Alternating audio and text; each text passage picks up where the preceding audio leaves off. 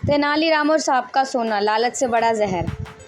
विजयनगर साम्राज्य में राजा कृष्णदेव राय के दरबार में रोज कोई न कोई अनोखा मामला आता ही रहता था। कभी किसानों का झगड़ा, कभी व्यापारियों का लोभ, तो कभी पड़ोसी राज्यों का षड्यंत्र। लेकिन जब भी कोई उलझन आती, दरबार में सबकी नजरें सिर्फ एक ही व्यक्ति पर टिक जाती, तेनालीराम।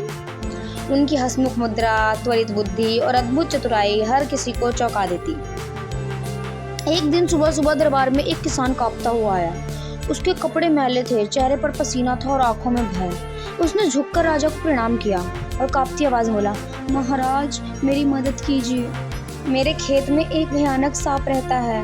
वह सांप मेरे पूर्वजों के समय से वही है। गांव वाले कहते हैं कि वह सोने का रक्षक सांप है। कई लोग दावा करते हैं कि उस सांप के दिल में सोना छुपा हुआ है, परंतु मैं खेत जोतने जाऊं तो वह मुझे घूरता है, फुफकारता है। मुझे डर है कि एक दिन वह मुझे डस न ले। मैं खेत छोड़कर दर दर भटकने पर मजबूर हो गया हूँ। राजा सोच में पड़ गए। दरबारियों ने तरह तरह की राय दी। कोई कहता सांप को मार दो, कोई कहता खेत को छोड़ दो। पर तेनालीराम मुस्कुराए और बोले, महाराज मुझे लगता है कि यह मामला सिर्फ सांप का नहीं बल्कि लालच का है। अगर आप अनुमति दे तो मैं रहस्य को सुलझाऊं। राजा ने तुरंत हाँ बोल दी। तेनालीराम उस किसान के साथ गांव पहुंचे। गांव में उनके आने की खबर आग की तरह फैल गई थी। बच्चे, बूढ़े, औरतें सब इकट्ठा हो गए। गांव के लोग आपस में फुसफुसा रहे थे, अब देखना तेनाली जरूर कोई जादू करेंगे। सुना है कि उनकी बुद्धि से बड़े बड़े लुटेरे पकड़े जाते हैं। तेनालीराम मुस्कुराए और बोले, अच्छा मुझे खेत दिखाओ। किसान ने कांपते हाथों से खेत की ओर इशारा किया। वहाँ एक बड़े पीपल के पेड़ के जड़ के पास बिल था। बिल के चारों ओर घास उगी थी और जमीन थोड़ी धसी हुई लग रही थी। कुछ ही देर में सांप बाहर निकला। उसकी चमचमाती काली चमड़ी, लाल आंखें और फुफकार मानो किसी खजाने की रक्षक जैसी थी। गांव वाले दूर खड़े ही कांपने लगे।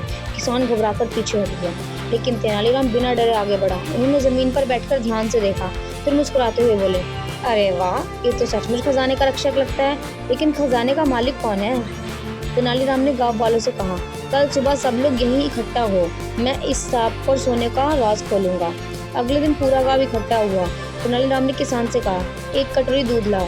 किसान ने कांपते हाथों से दूध लाकर सांप के बिल के पास रखा। सांप धीरे धीरे बाहर आया, कटोरी के पास आया और दूध पीने लगा। गांव वाले हैरान हो गए। तेनालीराम मुस्कुराकर बोले, देखा, यह हिंसक नहीं बल्कि शांत सांप है। यह दूध भी पीता है और शांति से दूध पिए वह सोना भी जरूर बांटेगा।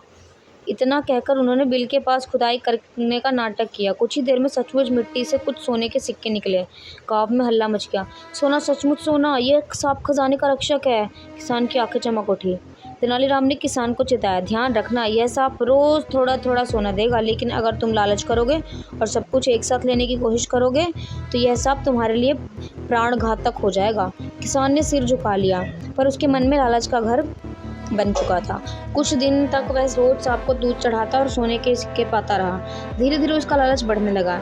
एक रात उसने सोचा, जब सांप के बिल में इतने सिक्के हैं तो क्यों ना मैं एक ही बार में सब निकाल लूं। ना रहेगा डर, ना होगी प्रतीक्षा। उसने कुदाल उठाई और बिल खोदने लगा। सांप गुस्से में फुफकारता हुआ निकला और किसान को डस लिया। किसान वहीं गिर पड़ा और उसकी मृत्यु हो गई। अगली सुबह गांव के कोहराम मच गया। सब लोग किसान की लाश देखकर सन्न रह गए। राजा को खबर दी गई। तेनालीराम भी वहां पहुंचे। तेनालीराम ने गहरी सांस लेकर कहा, मैंने पहले ही चेतावनी दी थी, यह सांप असल में सोने का रक्षक नहीं था बल्कि लालच का प्रतीक था। सोना तो सीमित था, लेकिन किसान का लालच असीमित। सांप का जहर किसान को नहीं मारता बल्कि उसके अंदर के लालच का जहर उसे ले डूबा। गांव वाले सिर झुकाकर सुनते रहे। तेनालीराम ने आगे कहा, याद रखो, लालच हमेशा विनाश लाता है। संतोष से जीवन सुखी बनता है और लालच से जीवन नष्ट हो जाता है। सांप से ज्यादा खतरनाक कोई जहर है तो वह इंसान का लालच है। राजा कृष्णदेव राय ने इस घटना से गहरी सीख ली। उन्होंने दरबार में घोषणा की, आज से राज्य में शिक्षा दी जाएगी कि संतोष ही सबसे बड़ा धन है। लालच का अंत हमेशा दुखद होता है। गांव वाले तेनालीराम की बुद्धिमानी और सीख को जीवन भर नहीं भूले।